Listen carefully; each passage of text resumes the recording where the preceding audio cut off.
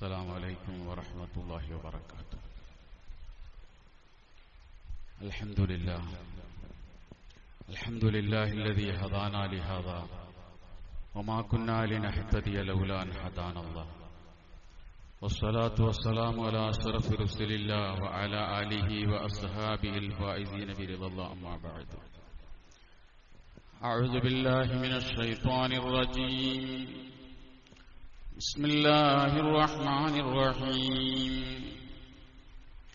وتأكلون التراث أكلا لما وتحبون المال حبا جما. ബഹുമാന്യരായ സഹോദരങ്ങളെ, സത്യവിശ്വാസികളെ, അല്ലാഹു സുബ്ഹാനഹു വ തആല നമ്മിൽ സംഭവിച്ച എല്ലാ അപരാധങ്ങളും പുറത്തു മാപ്പാക്കി തരുമാറാകട്ടെ. ശിഷ്ടജീവിതത്തിൽ അള്ളാഹുവിനെ ഭയപ്പെട്ട് ജീവിക്കാനും അവസാന മുഅ്മിനായി മരിക്കാനും അള്ളാഹു നമുക്ക് തൗഫീഖ് നൽകി അനുഗ്രഹിക്കുമാറാകട്ടെ. നമുക്കും നമ്മിൽ നിന്ന് മൺമറഞ്ഞു പോയ നമ്മുടെ മാതാപിതാക്കൾ ഉൾപ്പെടെ എല്ലാവർക്കും അള്ളാഹു സ്വർഗം നൽകി അനുഗ്രഹിക്കുമാറാകട്ടെ. രോഗികൾക്ക് അള്ളാഹു പരിപൂർണമായ ശിഫ നൽകുമാറാകട്ടെ. ലോകത്ത് പ്രയാസപ്പെടുന്ന ഫലസ്തീനുകളടക്കമുള്ള മുഴുവൻ മനുഷ്യർക്കും അള്ളാഹു സന്തോഷവും സമാധാനവും നൽകി അനുഗ്രഹിക്കുമാറാകട്ടെ.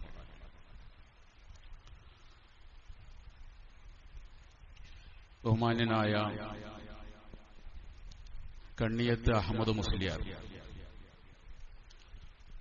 സമസ്ത കേരള ജമിയത്തുൽ ഉലമ എന്ന കേരളത്തിലെ വലിയ ഒരു പണ്ഡിത പ്രസ്ഥാനത്തിന്റെ 4 നൂറ്റാണ്ടുകാലം പ്രസിഡന്റായിരുന്ന സ്വാത്വികനും മുത്തഖിയുമായ ഒരു പണ്ഡിതനാണ്. അദ്ദേഹത്തിന്റെ നാട്ടിൽ ഒരിക്കൽ കഴിഞ്ഞ വർഷം നമ്മളോട് വിട പറഞ്ഞ സുപ്രസിദ്ധ മതപണ്ഡിതനും വാഗ്മിയുമായ വയലിത്തറ മുഹമ്മദ് കുഞ്ഞു മൗലവി ഒരു രാത്രികാല പ്രഭാഷണത്തിനായി എത്തി. വയലിത്തറ തന്റെ നാട്ടിൽ മതപ്രഭാഷണത്തിന് വരുന്നു എന്നറിഞ്ഞ് കണ്ണിയത്ത് ആ സദസ്സിലെത്തി. മതപ്രഭാഷണം കഴിഞ്ഞപ്പോ വയലിത്തറയെ വിളിച്ച് കണ്ണിയത്ത് അഹമ്മദ് മുസ്ലിയാർ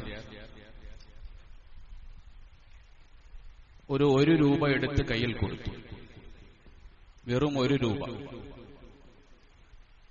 എന്നിട്ട് പറഞ്ഞു, നിങ്ങളുടെ വാപ്പയും ഞാനും ഒരുമിച്ച് മുമ്പ് ദർസിൽ പഠിച്ചിട്ടുണ്ട്. അന്ന് ഞാൻ 1 രൂപ വാപ്പയുടെ കയ്യിൽ നിന്ന് വായ്പ വാങ്ങിയിരുന്നു.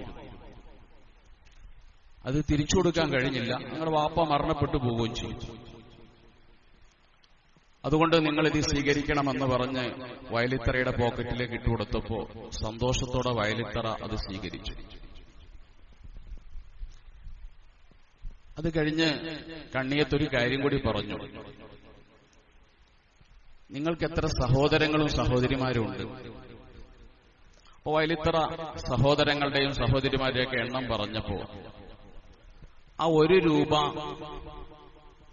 ഇസ്ലാമിക ശരീഅത്ത് പഠിപ്പിച്ച നിയമമനുസരിച്ച് ആ അവകാശികൾക്ക് വിതരണം ചെയ്യേണ്ട രീതി പറഞ്ഞു കൊടുത്തു. ഇതിൽ 25 പൈസ നിങ്ങൾക്ക്, 30 പൈസ എന്നെയാക്ക്.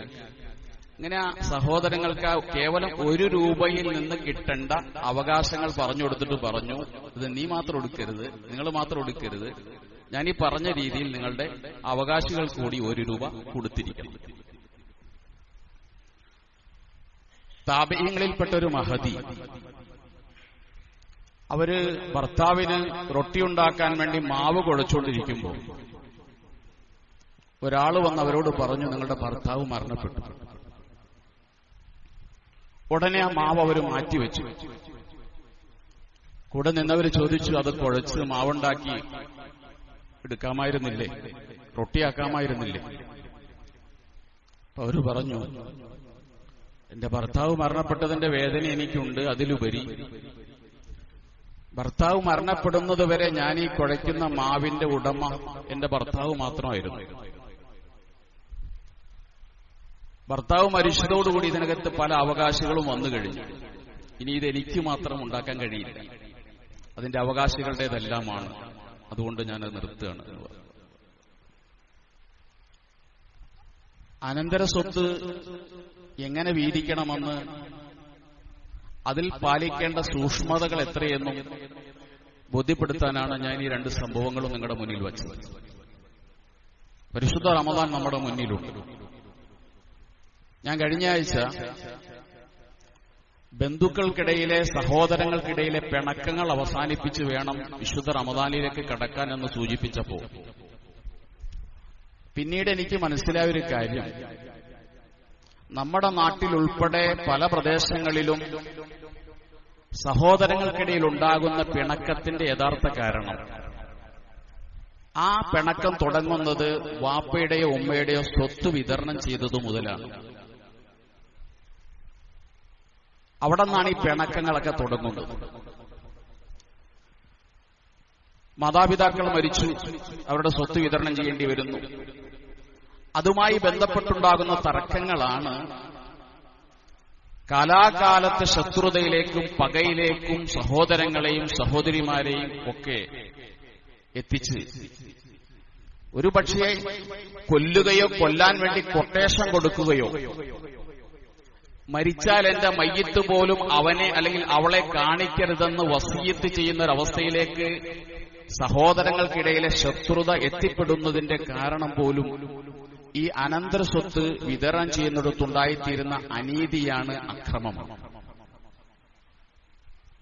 അതുകൊണ്ടാണ് ജനാസ നമസ്കാരത്തിൽ നമ്മൾ 4ാമത്തെ തക്ബീറിന് ശേഷം ചെയ്യുന്ന സുന്നത്തായൊരു പ്രാർത്ഥനയുണ്ട്.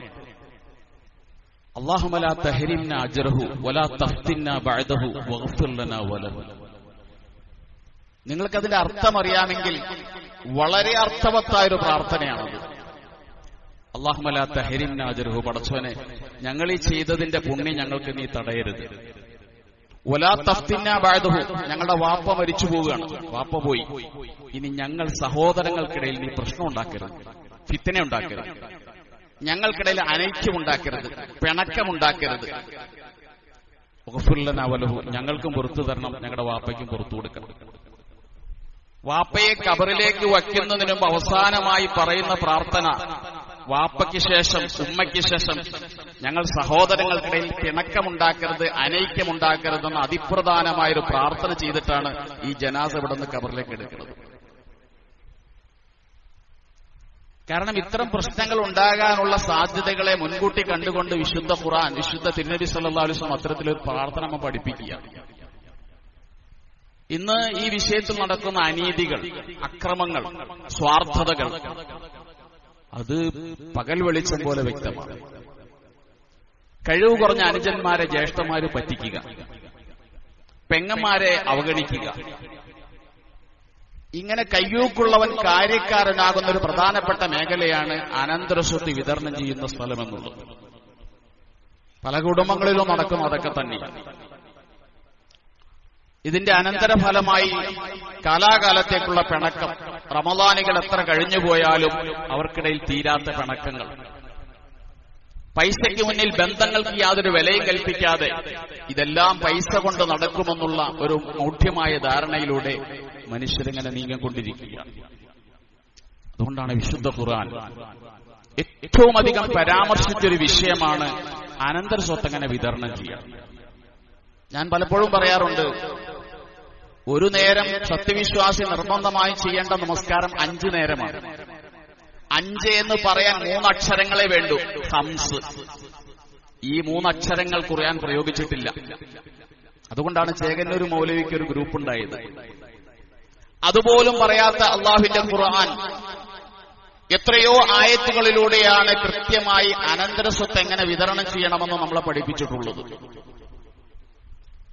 അതോടൊപ്പം തന്നെ തിരുനബി സല്ലല്ലാഹു അലൈഹി വസല്ലം ധാരാളം ഹദീസുകളിലൂടെ തഅല്ലമുൽ ഫറായിള, അനന്തര സ്വത്തിന്റെ വിതരണത്തെക്കുറിച്ച് നിങ്ങൾ പഠിക്കണം, ഫൈന്നഹു നിസ്ഫുൽ ഇൽമി, മൊത്തം വിജ്ഞാനത്തിന്റെ പകുതി അതാണ്. തഅല്ലമുൽ ഫറായിള വഅല്ലിമുഹ, ഫറായിലിന്റെ അനന്തര സ്വത്തിന്റെ വിതരണ നിയമങ്ങൾ നിങ്ങൾ പഠിക്കണം, അത് പഠിപ്പിക്കണം.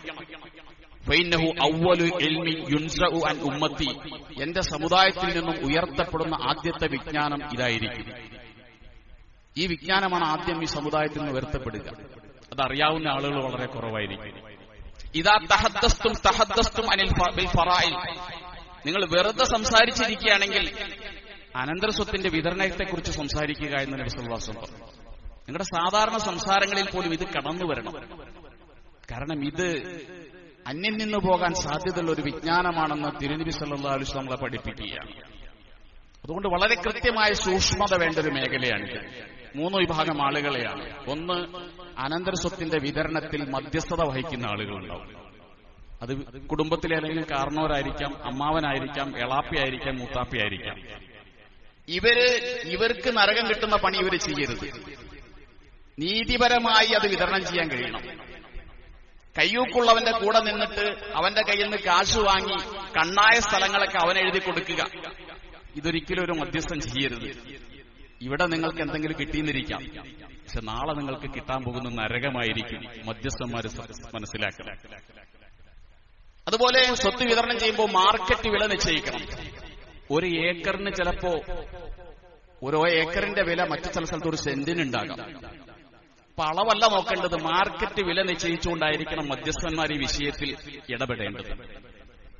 അതേപോലെ ഇത് വാങ്ങുന്ന മക്കളും കൊടുക്കുന്ന വാപ്പയും ഒക്കെ കൃത്യമായ സൂക്ഷ്മത ഇതിൽ പാലിച്ചിരിക്കണം. ഇല്ലെങ്കിലോ ഒരു ഹദീസ് ഞാൻ നിങ്ങളെ കേൾപ്പിക്കാൻ, മൻ ഖതഅ മീറാസഹു ഖതഅ അല്ലാഹു ലഹുൽ ജന്ന, മൻ ഖതഅ മീറാസഹു ഖതഅ അല്ലാഹു ലഹുൽ ജന്ന. ഒരാള് അനന്തരസ്വത്തിനെ മുറിച്ചെടുത്താൽ, മറ്റൊരാൾക്ക് കിട്ടേണ്ട വിഹിതം ഒരാൾ മുറിച്ചെടുത്താൽ, ഖതഅ അല്ലാഹു ലഹുൽ ജന്ന, അല്ലാഹു അവന്റെ സ്വർഗ്ഗം മുറിച്ചെടുക്കും. അനുജനെ പറ്റിച്ചാൽ, പെങ്ങളെ പറ്റിച്ചാൽ, ഖതഅ അല്ലാഹു ലഹുൽ ജന്ന, അള്ളാഹു നാളെ സ്വർഗം ഇവന്റെ മുറിച്ചെടുത്ത് ആരാണോ വഞ്ചിക്കപ്പെട്ടത് അവന് കൊടുക്കുമെന്ന് ഷഫീഉനാ റസൂലുള്ളാഹി. അതൊരിക്കലും ഈ അനീതിക്ക് ഈ ദുനിയാവിൽ നമ്മൾ കൂട്ടുനിൽക്കരുത്. നമ്മൾ ആരെ വഞ്ചിച്ചാലും അള്ളാഹു അവനെ ഉയർത്തും. നമുക്ക് പെണ്ണുങ്ങളെ പറ്റിക്കാൻ പറ്റിച്ചേക്കാം, സഹോദരിമാരുടെ വിഹിതം കുറയ്ക്കാം, അനുജന്മാരെ പറ്റിക്കാം. പക്ഷേ മുകളിൽ ഒരാൾ ഇതെല്ലാം കാണുന്നുണ്ടെന്നുള്ള ഓർമ്മയുണ്ടാകണം. അള്ളാഹു ഒരു പക്ഷേ നാം ആരെയാണോ വഞ്ചിച്ചത് അവനെ അള്ളാഹു ഉയരത്തിലാക്കും. വാപ്പാടെ ഭൂമി അളക്കുന്ന സമയത്ത് കാര്യപ്രാപ്തിയില്ലാത്ത അനുജന് വേണ്ടി പാറ ഇങ്ങനെ നീട്ടി അളന്നു കൊടുക്കും. പിന്നെ ആ പാറ കരിങ്കൽ കോറിയായി മാറും. അവൻ ഇവനേക്കാൾ വലിയ കോടീശ്വരനാകും. പടച്ചോന്റെ പണി അതാണല്ലോ. ഇമാം ഗസാലി ഒരു നിരീശ്വരവാദിയായിട്ട് ഈ തർക്കത്തിന് സംവാദത്തിന് വേണ്ടി ചെന്നു. അദ്ദേഹം മുകളിൽ നിൽക്കുന്നു, ഗസാലിമാൻ താഴെ നിൽക്കുകയാണ്. ചോദിച്ച ചോദ്യങ്ങൾക്കെല്ലാം ഗസാലിമാൻ മറുപടി കൊടുത്തു. അവസാനം അയാൾ ചോദിച്ചു, ഇപ്പോ നിന്റെ പടച്ചോൻ എന്താ ജോലി എന്ന് ചോദിച്ചു. ഇപ്പൊ പടച്ചോൻ എന്തെടുക്കുകയാണ് ഈ സമയത്ത് എന്ന് ചോദിച്ചു. അപ്പൊ ഗസാലിമാൻ പറഞ്ഞു, ഞാൻ ഇത്രയും നേരം താഴെ നിന്നില്ലേ, നീ താഴെ നിൽക്ക്, ഞാൻ മുകളിൽ നിന്നിട്ട് മറുപടി പറയാന്ന് പറഞ്ഞു. ഗസാലിമാൻ മോളിൽ കയറി അയാളെ താഴെ ഇറക്കിയിട്ട് ഗസാലിമാൻ പറഞ്ഞു, ഇപ്പൊ പടച്ചോന്റെ പണി ഇതാണ്, താഴെ ഉള്ളവനെ മോളിൽ കയറ്റുക, മുകളിലുള്ളവനെ താഴെ ഇറക്കുക. സഹോദരങ്ങളെ, ഇത് പടച്ചോമ്പുരാൻ ചെയ്യും. ഈ ഒരു ഓർമ്മ നമുക്ക് ഉണ്ടാകണം. അല്ലാഹു വിശുദ്ധ ഖുർആനിലൂടെ ചോദിക്കുന്ന ഒരു ചോദ്യമുണ്ട്, മറ്റുള്ളവരുടെ അനന്തര സ്വത്ത് ഹക്കും ബാത്തിലും നോക്കാതെ നിങ്ങൾ വെട്ടിവിഴുങ്ങുകയാണോ? അള്ളാന്റെ ചോദ്യ. മറ്റുള്ളവന്റെ അവകാശം നിങ്ങൾ വെട്ടിത്തിന്നുകയാണോ? അക്കലല്ലമ്മ, ഹക്കും ബാത്തിലും നോക്കാതെ നിങ്ങൾ വെട്ടിത്തിന്നുകയാണോ? ഒത്തുഹിബ്ബൂനൽ മാല ഹുബ്ബൻ ജമ്മ, സമ്പത്തിനോട് നിങ്ങൾക്ക് ഇത്ര വല്ലാത്ത പ്രേമമാണോ? അവകാശികളുടെ അവകാശം കൊടുക്കാതെ അതും കൂടി കവർന്നെടുക്കാൻ ഒത്തുഹിബ്ബൂനൽ മാല ഹുബ്ബൻ ജമ്മ, ഈ ധനത്തോട് ഇത്ര വലിയ സ്നേഹമാണോ നിങ്ങൾക്ക്? എന്നാൽ കേട്ടോ, കല്ലാ, വേണ്ട, ഈ അവകാശ നിഷേധം നിർത്തിക്കോ. ഇതാ ദുഃഖത്തിൽ അർളു ദക്കൻ ദക്ക, ഈ ഭൂമിയെ പൊടിപൊടിയായി പൊടിക്കപ്പെടുന്ന ഒരു ദിവസം വരാനുണ്ട്. ഈ ഭൂമിയെല്ലാം പൊടിക്കപ്പെടും. വജാഅ റബ്ബുക വൽ മലക്കു സഫൻ സഫാ, റബ്ബിന്റെ കോടതി നിലവിൽ വരും. മലക്കുകൾ അണിയണിയായി വരുന്നൊരു ദിവസം വരാനുണ്ട്. വജീഅ യൗമഇദിൻ ബിജഹന്നമ യൗമഇദിൻ, അന്ന് നരകത്തെ കൊണ്ടുവരപ്പെടും. അനന്തരസ്വത്ത് വെട്ടിത്തിന്നുകയാണോ എന്ന് ചോദിച്ചിട്ട് അള്ളാഹു ഉടനെ പറയുന്ന നരകത്തെക്കുറിച്ചാണ്. അന്ന് നരകത്തെ കൊണ്ടുവരപ്പെടും. വജീഅ യൗമഇദിൻ ബിജഹന്നമ യൗമഇദിൻ യതദക്കറുൽ ഇൻസാൻ, അന്ന് അവൻ ഓർമ്മ വരും, അനുജനെ പറ്റിക്കണ്ടായിരുന്നു, പെങ്ങളെ പറ്റിക്കണ്ടായിരുന്നു എന്ന് നരകം കാണുമ്പോൾ ഓർമ്മ വരും. ഈ ആയത്തിറങ്ങിയ സമയത്ത് അള്ളാഹുവിന്റെ റസൂൽ സ്തബ്ധനായിപ്പോയി. കുറെ സമയം റസൂലുള്ള മിണ്ടിയില്ല. റസൂലുള്ള വല്ലാതെ പരിഭ്രാന്തിയിലായി. അലി റളിയല്ലാഹു തആല കുറച്ച് അകലെയാണ് ഇരിക്കുന്നത്. റസൂലിന്റെ അവസ്ഥ കണ്ട് അലി റളിയല്ലാഹു തആല സഹാബത്തിനെ വകഞ്ഞു മാറ്റിയിട്ട് മുന്നിലേക്ക് വന്നു. അടുത്തു വന്നിട്ട് ചോദിച്ചു, മാലക്കയ റസൂലുള്ളാഹി, എന്തു പറ്റി നബിയെ? വല്ലാതിരിക്കുന്നല്ലോ, മുഖമൊക്കെ വല്ലാതെ മാറിയിരിക്കുന്നല്ലോ. എന്തു സംഭവിച്ചു എന്ന് ചോദിച്ചു. അല്ലാഹുവിന്റെ റസൂല് പറഞ്ഞു, ഉൻസിലത്തി ഇലയ്യ ആയാത്ത്, ഇപ്പോ കുറച്ച് ആയത്തുകൾ എനിക്ക് ഇറങ്ങിയിട്ടുണ്ട്, എന്നെ വല്ലാതെ പരിഭ്രാന്തിയിലാക്കി കളഞ്ഞ വല്ലാത്ത ആയത്തുകൾ. ഏതായത്താണ് നബിയെ? റസൂൽ ഓതിക്കൊടുത്തു, വജീഅ യൗമൈദിൻ ബിജഹന്നമ യൗമൈദിൻ, നരകത്തെ കൊണ്ടുവരുന്ന അവസ്ഥ അത് അള്ളാഹു എനിക്ക് വിവരിച്ചു തന്നു. അലി റളിയല്ലാഹു അൻഹു ചോദിച്ചു, കൈഫ യുജാഉ ബിഹാ യാ റസൂലല്ലാഹ്, എങ്ങനെയാണ് റസൂൽ നരകത്തെ കൊണ്ടുവരിക? അന്ത്യനാളിൽ എങ്ങനെയായിരിക്കും നരകത്തെ കൊണ്ടുവരിക? നബി സല്ലല്ലാഹു അലൈഹി വസല്ലം പറഞ്ഞു, ലഹാ 70,000 ദിമാമിൻ, 70,000 വട്ടക്കണ്ണികൾ ഉണ്ടാകും നരകത്തിന്. ഒഫീ കുല്ലി ദിമാമിൻ, ഓരോ വട്ടക്കണ്ണിയിലും 70,000 മലക്കിൻ, 70,000 മലക്കുകൾ പിടിച്ചിട്ടുണ്ടാകും. 70,000 വട്ടക്കണ്ണിയുള്ള മലക്ക്, ഓരോ വട്ടക്കണ്ണിയിലും 70,000 മലക്കുകൾ, 490 കോടി മലക്കുകൾ പിടിച്ചിട്ടാണ്, 70,000 ഇൻറ്റു 70,000 490 കോടി മലക്കുകൾ പിടിച്ചിട്ടാണ് അള്ളാഹുവിന്റെ നരകത്തെ പടച്ചവനിങ്ങനെ കൊണ്ടുവരിക. ഇത് കേട്ടിട്ടാണ് റസൂല് സ്തബ്ധനായി പോയത്, റസൂലിന്റെ നിറം മാറിപ്പോയത്, റസൂല് പരിഭ്രാന്തിയിലായി പോയത്. ഈ നരകത്തെക്കുറിച്ച് പടച്ചവൻ പരിചയപ്പെടുത്തുന്നത് അവകാശികൾക്ക് സ്വത്ത് കൊടുക്കാതെ ഇത് വെട്ടിവിഴുങ്ങുന്നതിനെ കുറിച്ച് പറഞ്ഞതിന് ശേഷമാണ്. അതുകൊണ്ട് ഗൗരവത്തിൽ ആലോചിക്കുക, സ്വർഗം വേണോ ഭൂമിയിലെ 10 സെന്റ് വേണോ? അതാലോചിച്ചാൽ മതി. സ്വർഗം വേണമെങ്കിൽ അവകാശികളുടെ അവകാശങ്ങൾ വളരെ കൃത്യമായി കൊടുക്കുക, ആരുടെയും അവകാശങ്ങൾ കവർന്നെടുക്കാതിരിക്കുക. അനന്തര സ്വത്ത് വിതരണം ചെയ്യുന്ന സമയത്ത് മൻ തവാളഅ റഫഅഹുല്ലാഹ്, ആര് വിട്ടുവീഴ്ചയ്ക്ക് തയ്യാറാണോ പടച്ചോൻ അവനെ ഉയർത്തും. വമൻ തകബ്ബറ വളഅഹുല്ലാഹ്, ആര് മൽപ്പിടുത്തം നടത്തുന്നു, ആര് വാശി പിടിക്കുന്നോ അവനെ അല്ലാഹു തആല താഴ്ത്തിക്കളയും. അതുകൊണ്ട് വിട്ടുവീഴ്ചയ്ക്ക് തയ്യാറാകണം. നമുക്ക് അനുജനെ പറ്റിക്കാൻ കഴിയും, പെങ്ങളെ പറ്റിക്കാൻ കഴിയും, പക്ഷേ ആരുടെയും കണ്ണുനീര് വീഴാതെ കൃത്യമായി അനന്തര സ്വത്തിനെ വീതിക്കാൻ നമുക്ക് കഴിയണം. ഇനി വീതിച്ചതിന് ശേഷം സഹോദരന്റെ കച്ചവടം പൊട്ടിപ്പോയി, 4 പേരുണ്ട്, ഒരാളുടെ കച്ചവടം ഡൗണായി. അപ്പൊ എന്ത് ചെയ്യണം? അവർക്ക് ഈ 3 സഹോദരങ്ങൾക്കും സുന്നത്താണ് അവനൊന്ന് ഹെൽപ്പ് ചെയ്ത് കൊടുക്കുക.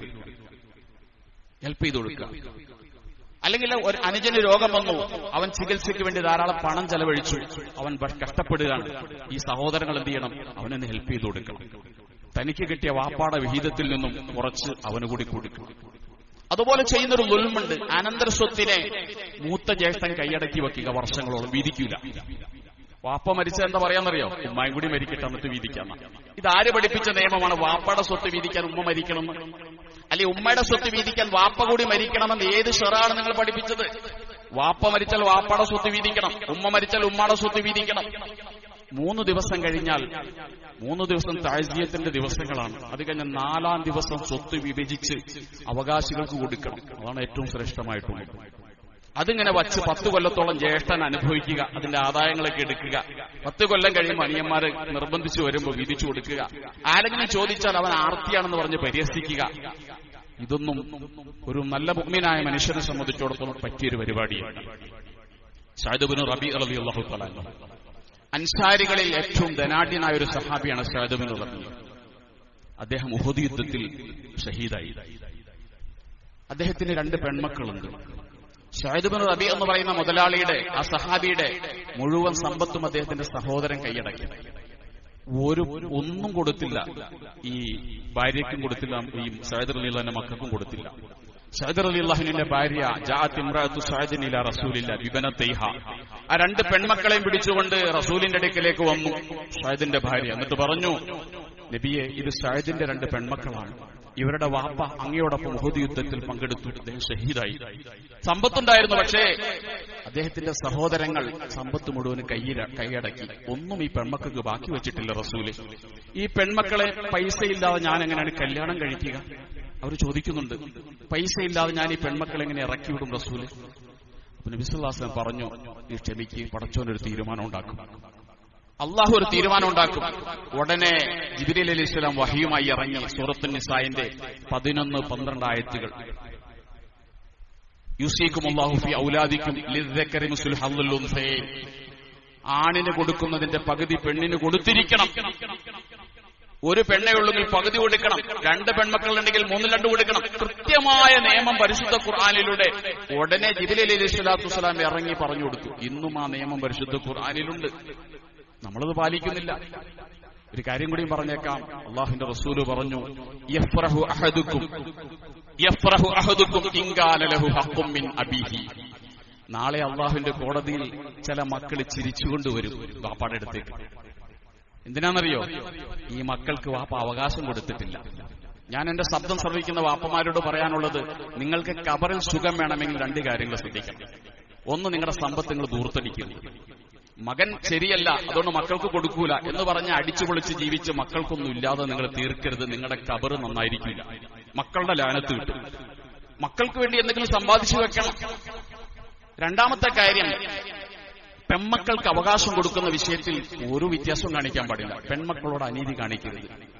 വിശ്വാസങ്ങളുടെ അടുക്കൽ ഒരാൾ വന്നു, ഒരു പെൺകുട്ടിയുണ്ട്, ഒരു ആൺകുട്ടിയുണ്ട്. അയാൾക്ക് ആൺകുട്ടിയെ മടിയിലിരുത്തി, പെൺകുട്ടിയെ അടുത്തിരുത്തി.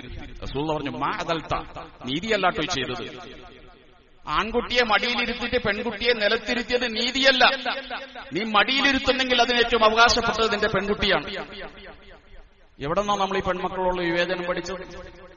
അതുകൊണ്ട് ഖബറിൽ സ്വസ്ഥമായി കിടക്കാൻ ആഗ്രഹിക്കുന്ന വാപ്പമാരുണ്ടെങ്കിൽ ഒന്ന്, സമ്പത്ത് ദൂർത്തടിച്ച് തീർക്കുന്ന മക്കൾക്ക് എന്തെങ്കിലും ബാക്കി വയ്ക്കും. രണ്ടാമത്തെ കാര്യം, മക്കളോട് അനീതി കാണിക്കരുത്. പെൺമക്കളോട് പ്രത്യേകിച്ചു. അവർക്ക് ചോദിക്കാൻ കഴിയില്ല, ചോദിച്ചാൽ പ്രശ്നമാണ്, അതുകൊണ്ട് അവർ മിണ്ടില്ല. പക്ഷേ ഈ പെൺമക്കൾ യഫ്റഹു അഹദുക്കും, നാളെ ചിരിച്ചുകൊണ്ട് അള്ളാഹിന്റെ കോടതിയിൽ വരും. എന്തിനാണെന്നറിയോ? ഇൻ കാന ലഹു ഹഖ്ഖും മിൻ അബീഹി, വാപ്പാടെ അടുത്ത് ഓഹരി മേടിക്കാൻ, ദുനിയാവി കൊടുക്കാത്ത ഓഹരി മേടിക്കാൻ വേണ്ടി അള്ളാഹുവിന്റെ കോടതിയിൽ വരും. വാപ്പാടെ അടുക്കലേക്ക് പടച്ചവനോട് പറയും, പടച്ചവനെ, എനിക്ക് 10 സെന്റ് ദുനിയാവി കിട്ടേണ്ടത് കിട്ടിയിട്ടില്ല, എവിടെ വേണമെന്ന് പറയും. ലൈസ ഇൻദഹു ദീനാറും വലാ ദിർഹമുൻ, വാപ്പാടെ അടുക്കൽ കൊടുക്കാൻ ദീനാറില്ല, ദിർഹമില്ല, സ്വർണ്ണമില്ല, ഭൂമിയില്ല. വാപ്പാടെ അടുക്കലുള്ളത് അമല് മാത്രമാണ്. ഇടക്കിടക്ക് വാപ്പ സുബഹിക്ക് പള്ളി പോയിട്ടുണ്ട്. അള്ളാഹു സുബ്ഹാനഹു വ തആല നീതിമാനാണ്.